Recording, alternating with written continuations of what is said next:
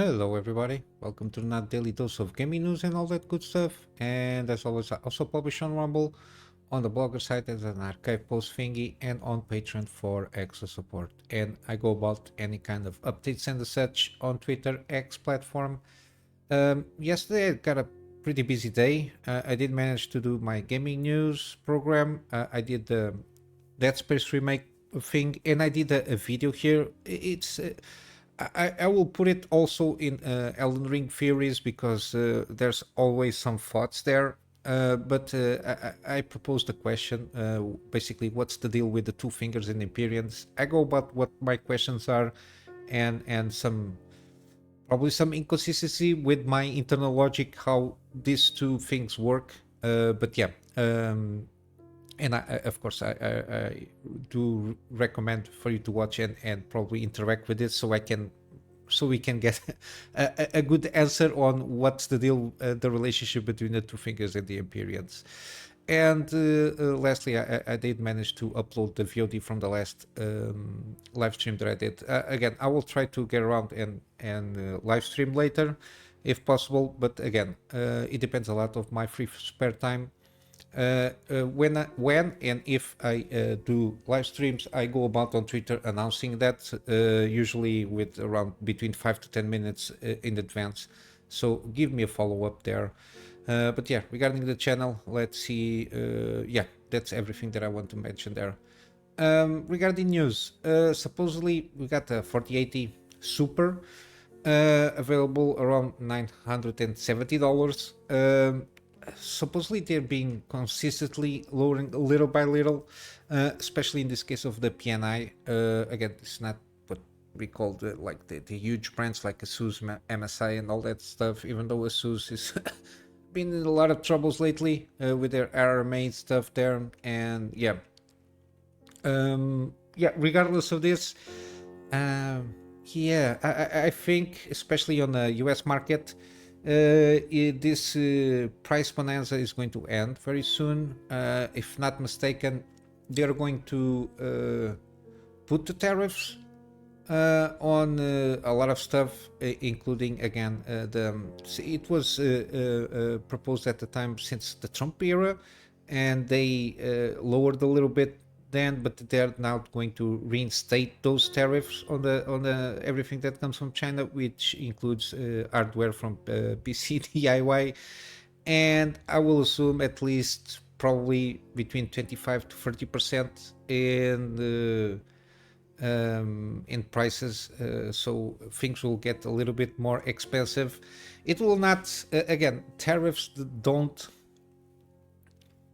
punish anybody. The only entities that are going to be punished here is the final consumer, because they are the ones that are going to pay the final price, because the things will come out from other countries as usual with the same price. What it does is put like an extra tax and on the burden of the final consumer, so they supposedly can avoid buying from things that are more expensive and going to things that are more cheaper. But in the case, for example, in certain markets, basically United States, in the PC DIY market, they don't manufacture anything, so it will affect everything on the PC DIY market except for very boutique stuff, I assume.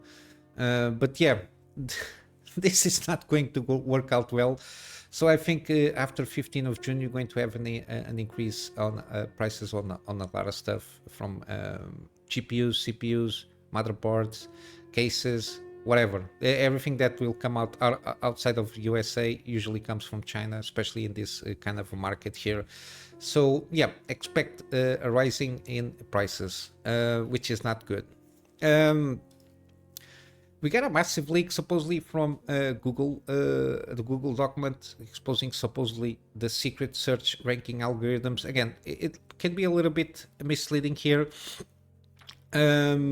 because again, I read the article, and to a certain extent it seems a little bit of kind of a on purpose kind of a leak here, because it was published on GitHub accidentally.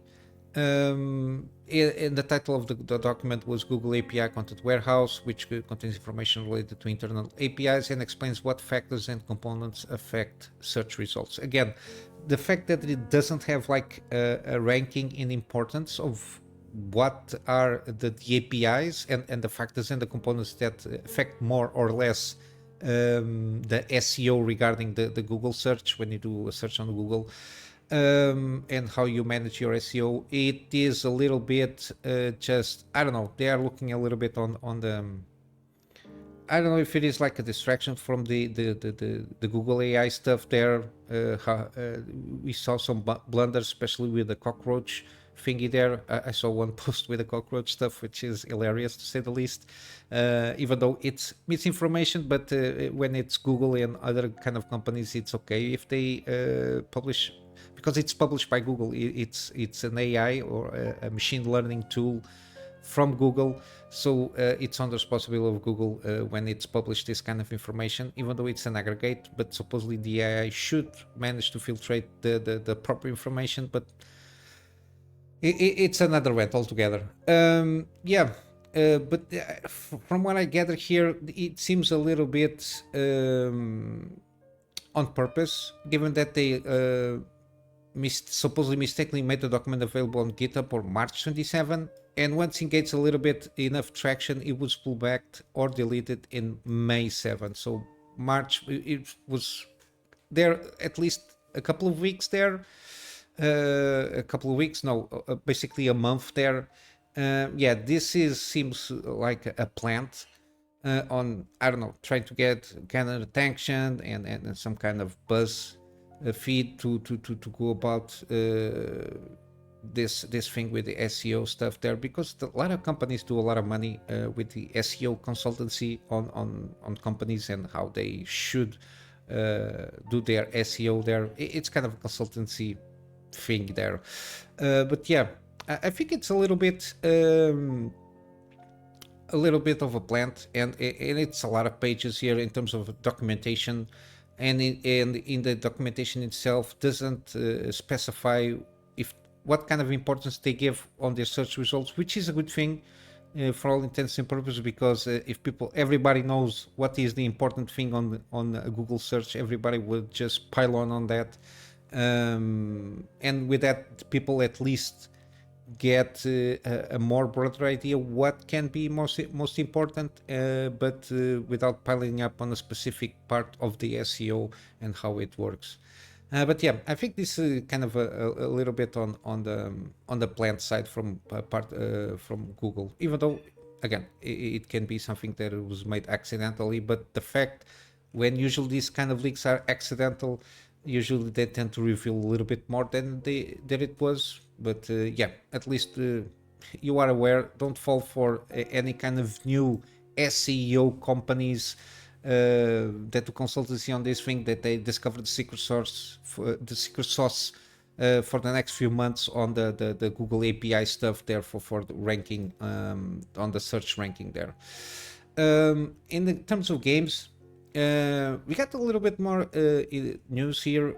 Again, Tango Gameworks was one of those that was shut down by Xbox, but somebody caught a little bit from a programmer, again, ZeniMax Asia KK. We don't know exactly what it is. This is from a LinkedIn, but yeah, interestingly enough, they already were working on stuff. They worked on Ghostwire Tokyo, and they were working on an unannounced title, which supposedly was the sequel to Ghostwire Tokyo.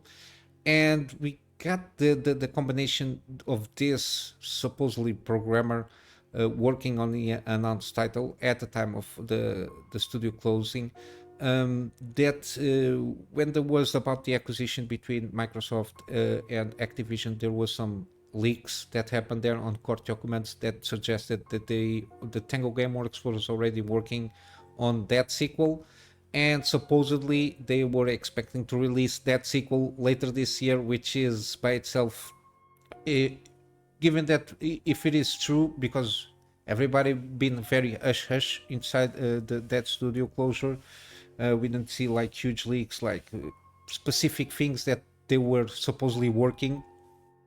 at the time of closure, because nobody is idle there looking at the tiles on the ceiling.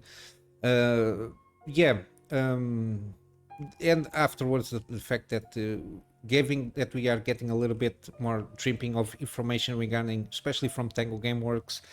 Um, yeah, and the fact that this is the reply at the time, I think, from Sarabond, if not mistaken. There's no one size fits all to for us, which is a disaster there, because okay, you close an entire studio that has a couple of good games and working on some of expected sequels, given that the games were pretty decent. But then you close that studio and just open another one out of nowhere from Activision part there. Yeah, this is not looking good for Xbox. Again, spending a lot of $70 billion on an acquisition. Again, you'll need to start cutting expenses there, because there is no return on the investment in the short term. But yeah, and supposedly I think there are the rumors that Call of Duty Black Ops 6, whatever, the next Call of Duty that will come out this year, supposedly is going to be on Game Pass. It's going to be a slaughterhouse in Xbox this year. I don't know. Again, I'll try to refer more like speculation than the new stuff there for when the game festivals and the showcases will start ramping up now in June. A little bit more info there. For sure we will have at least official information. Got some tidbits of information also regarding the next bottom Arkham game, probably. We don't know, but we know that now. I didn't know this. I had assumed, given that how Suicide Squad Killed the Justice League went about, that there was a lot of it seems that they were supposedly working on a narrative-driven game, but then Warner Bros. Decided to go and change to a games as service thing there, because there is supposedly the narrative itself seems okayish enough to be serviceable for a single-player game, even though you have a lot of stuff that is coming out that is not good. But I don't know when the consultancy firm entered there to just make everything weird and detestable, because the game is a shit show. But yeah, similarly, the co-founders and like the creative minds behind the Arkham franchise, so the trilogy at least, the Arkham Asylum, Arkham City, and Arkham Knight, those three games, they left the studio when 2022. Oh my god, I left the studio company. I think like 1 year before the game of this Suicide Squad was released, I think, at least. Yeah, it seems that way. I thought it had a date there, but okay. They, yeah, last year, sorry, here. We learned that Rocksteady, Stefan Hill and Jamie Walker had left the company. Again, I don't know when. He'll serve as the director for all three Arkham Trilogy games. Jamie Walker was Rockhead's studio director, so they were just the parasuits, of course. But yeah, they were the main duo there in terms of creative force and driving a direction for the games themselves. But yeah, they left the company last year. I did miss out this one, or if I cover, I completely forgot that I covered it. But they founded the new studio, 100 Stars Games, which is already has 100 employees. I think 20, yeah, according to EX Computer, around 20% of the 100 Stars current staff came from Rocksteady. So I suppose when they left, the good persons went with them, at least 20% of the, so yeah, 20% if they have around 100 employees, at least the top 20 developers there went with them, I will assume there, or they just finished the contracts on Rocksteady and then they went for 100 Stars company. Again, we don't know, given the fact that we have the consultancy firms there in terms of influence for sure on a Suicide Squad there, and how the higher up suits, so the guys above Rocksteady, giving orders for the games as service thing there. We don't know how that went. Probably is one of the main reasons they left out of Rocksteady, these two guys, and founded a new one. Yeah, and supposedly they are working on a AAA single-player action adventure game built with Unreal Engine 5. And it's going to be it's a deal made with Xbox. So they were founded. They were founded. Yeah, they were founded. They were given money for them to produce this game. Supposedly, it should have been like an exclusive one, but given how Microsoft is telling Xbox to make more money, we'll have to assume that it's not going to be an exclusive for now. At least that's our perception there. But yeah, given the pedigree of at least those three games and the fact that they, I assume, went away because they were seeing the direction of what Suicide Squad will become, and the fact that didn't agree with that direction. Again, I will assume it's going to be a good game. Given that it is with Xbox, there is no promise that it's going to be another Batman game or something like that, or anything regarding DC. Again, hopefully it's a new IP, a pretty good one with a good narrative story, and it's going to be very kind of in line with the Batman games there, in the sense that it has like an intriguing story with some plot twists probably, and the good mechanics in terms of gameplay. That's my expectation for this one. But yeah, it will take a little bit more time. I will assume in 3-4 years. Between that, we will have a little bit more teasers here and there. But yeah, we will have to wait and see. Then we got a tidbit here regarding Dogma. Supposedly they break 3 million units sold milestone there. Yeah, I just hope that they just improve the game in terms of performance stuff. From what I've been hearing, it's the main issues and the main quandaries that people have with this game, that they're not being patched up or ironed out a little bit more. I think that they were this summer going to launch a couple of patches to resolve those issues. I don't know, but I'm not sure about that. I didn't follow up too much on Dogma 2 after the first few patches. But yeah, hopefully they will get around and improve a little bit more the game, so people can enjoy the game, especially with lower hardware there. But yeah, the fact that Dogma basically outperform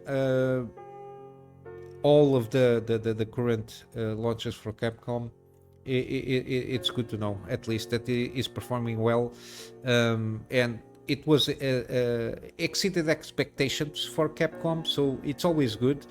I just hope that they resolve the issues there with the performance part of the game there, because the rest, from what I understand, the gameplay systems, again, there are some tidbits of nitpicks, which like better, more enemy variety, all a little bit those stuffs. Nothing that it cannot be kind of solved with I don't know, DLC or something like that, introducing more stuff or with more patches down the road. But I think the main thing here is the performance issues.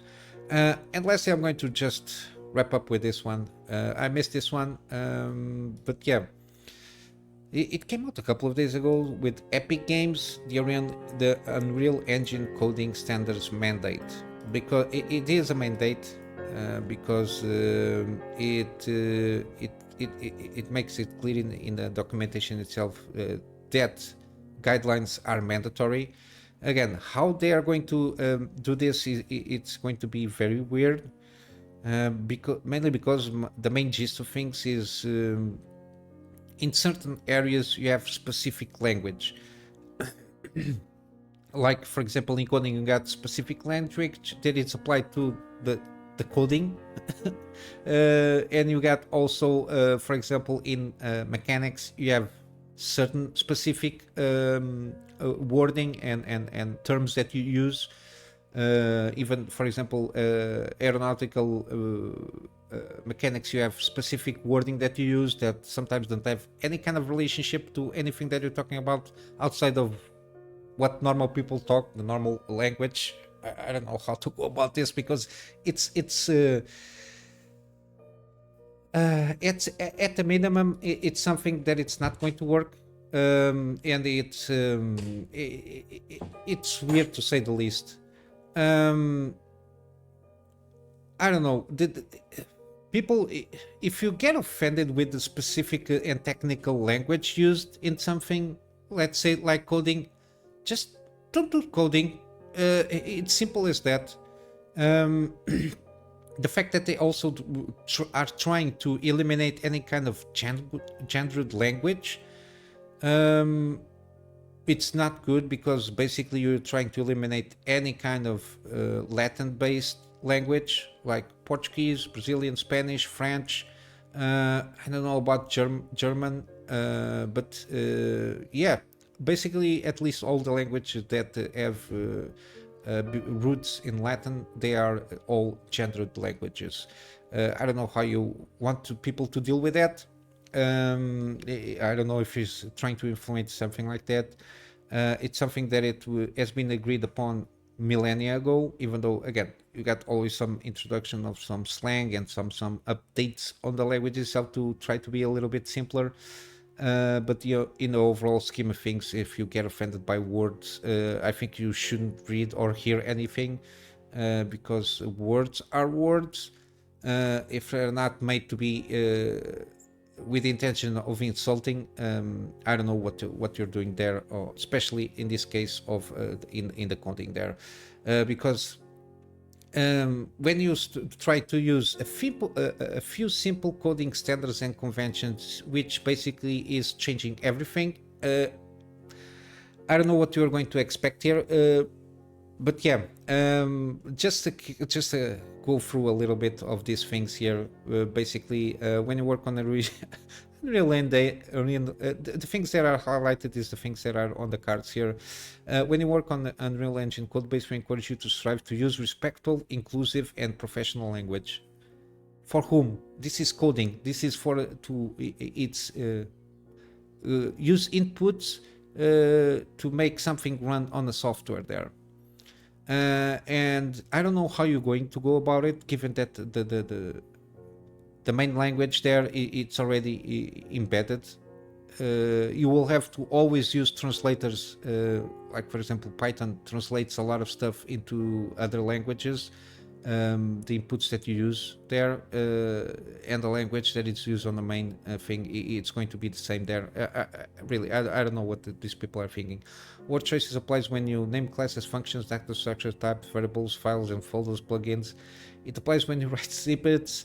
Following sections provide okay, racial, ethnic and religious inclusiveness. Do not use metaphors or similes that reinforce stereotypes. Examples include contrast black and white, or black list and white list.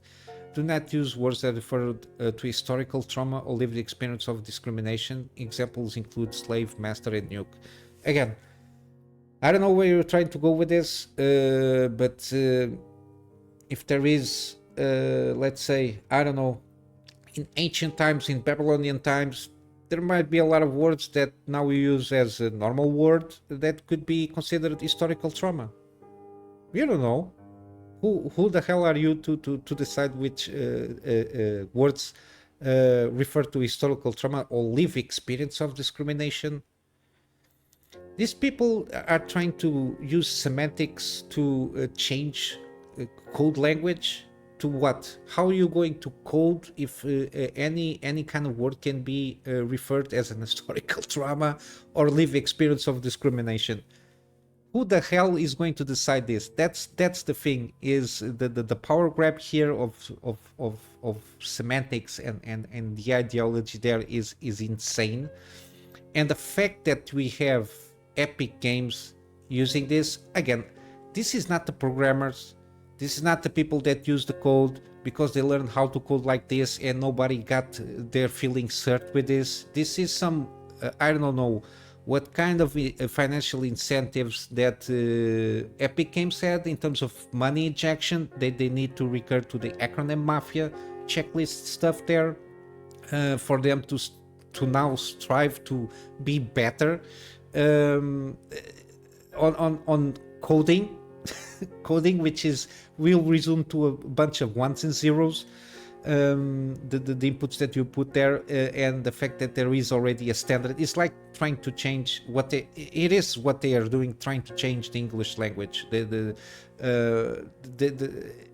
This is not going to work out very well, because people will not follow through this, and if they will insist on this, I will assume somebody in the meantime will come up with a better framework of work, the same way that we have Unreal Engine 5, which is all the rage about now.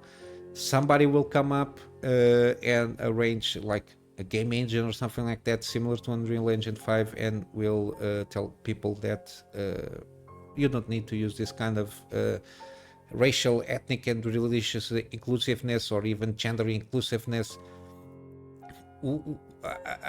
It's a technical language, and technical language, it tries to be as efficient as it can. And I still remember when I used PATA cables for HDDs, when you have to put the pins, you have to change manually the pins for you in the same tape of PATA. When you wanted to connect two hard drives, you have to select a slave and a master. So if you put it on the end side, you have to put the switch pins, which I forgot the correct name, on the hard drive, telling there is a slave, and the middle one was the other way around. On the end it was the master, and the other one was the slave. It's just a technical term for you to be clear. Everybody understands what that means. You can always understand also primary, secondary. There is also a specific designation for that. Again, it's technical language. Now maybe you cannot use, for example, in mechanical terms, you cannot use screw because it can offend somebody, because it can have a connotation of trauma. I don't know. Now you go for general inclusiveness. Refer to hypothetical people as they, them, and their, even in the singular. Fuck you. Refer to anything that it's not a person as it, its. For example, a module. Do not assign a gender to anything that doesn't have one. Again, gender and language always assign a gender, depending on the cases. Depends usually, for example, table is genderless, but in Portuguese table is considered a female gender. When you use the table, you use the A, which is the letter A. Mesa, which because it ends in an A, usually it's considered that object you refer it as a gender, female gender, with a word before there when you refer to something. It's more nuanced language. It's not as simple as English. Even the verb stuff is completely different on English, even though English can be a little bit tricky there on the verb stuff there, and the adjectives. It's completely different language, and I'm referring Portuguese because my main language. So as a comparative case, it will be basically impossible to designate, for example, the table as not gendered, because to indicate something you always have a gender. You always in the case of the table, I don't see a way to go about it, but yeah, it's what they're trying to get around there. And do not use collective nouns like guys that assume a gender. One thing that it's also assumed in Portuguese is gender. If you have a group of girls, you refer them as girls, but if you put one guy, you refer them as guys, as in the group. It doesn't need again, it's one of those things. It's how the base of the how the language works, and you want to change how people talk and think, because when you talk you think, so you trying to going to change how people think to communicate, which is completely insane what they're trying to do, go about here.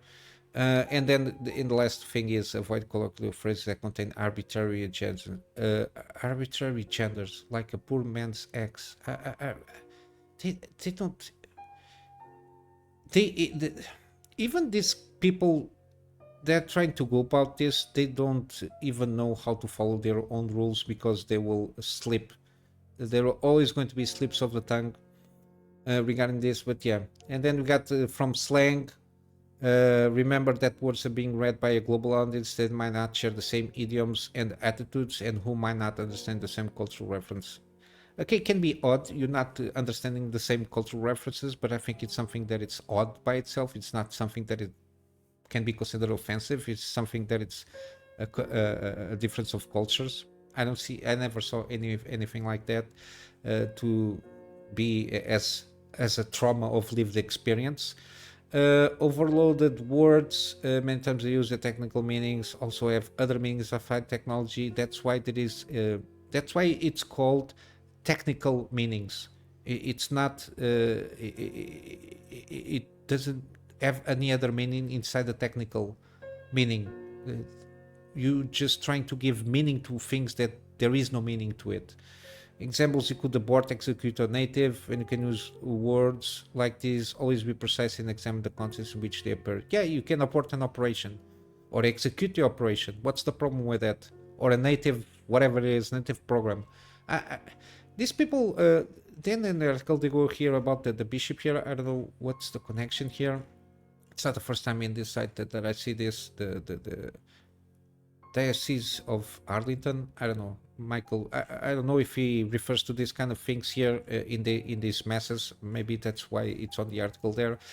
But yeah, it's a shit show for Epic Games now. We'll have to wait and see. Again, this not come from the developers that use the program. This is some HR department of consultancy or something like that, similar to Sweet Baby Inc. or one of these kind of consultancy firms that is telling you, okay, for you to lower your interest rates on the loans that you took to continue to, I don't know, maintain Fortnite or whatever it's called. Now you have to use this kind of terms and words. And they went specifically for Epic Games because it is like that's why I like competition. That's why I like competition. So there is no taking over of this kind of shit. That's why we should have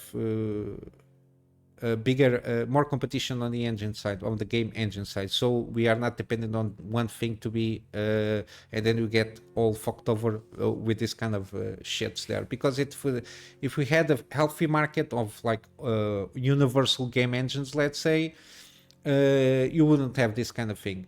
And if you try to do thing, people, okay, you can use whatever you want to use. We're going to work out with another game engine or universal framework for us to make our games. Something like Unity, which is a shit show now. Also, if you have an healthy competition market, in the case of like universal, I don't know, mainframes to make games, it's a game engine, but yeah, if you have something, a rival platform, or at least a handful of rival platforms on the same level of quality that real engine, for sure these guys will not be putting themselves in this position. But yeah, because they have the overall market share of the market here, that's why this is basically happened. That's why you always strive for competition. You don't side when one side, because you're always get screwed in the end of the day, usually with this kind of shenanigans. That's why I like the use of good engines. For example, you have the Capcom one for the Resident Evil stuff. The RE engine is pretty good. You got a pretty decent one from Alan Wake. They use their own Northlight thing. The engine is pretty good. I don't think they are doing any shenanigans with the engine itself. The game, it's a completely different thing. But you got pretty good game engines. You had 15 years ago the Bethesda game engine there. But yeah, you got but they are all. You got Decima engine, which is an excellent game engine also. But yeah, we need more large adoption of other kind of engine games, so we don't have this kind of shit trying to be throw down our throats. But yeah, in terms of news, what I got, I'm just going quickly from some gaming deals here. We got Pacific Drive 20% off. We got the Plague Tale games as a package 62% off, so the first and the second one. And we got also Batman Arkham Collection 85% off. Again, this is an excellent trilogy there.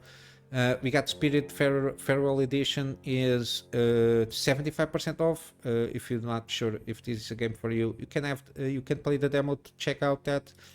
And lastly, let me close this. You got Check Alliance Free. It's 50% off. Again, very positive reviews. It is very in line of turn-based tactics with a huge layer of strategy and squad management and all that stuff. A bunch of mercenaries going around on the island trying to take down the detector there.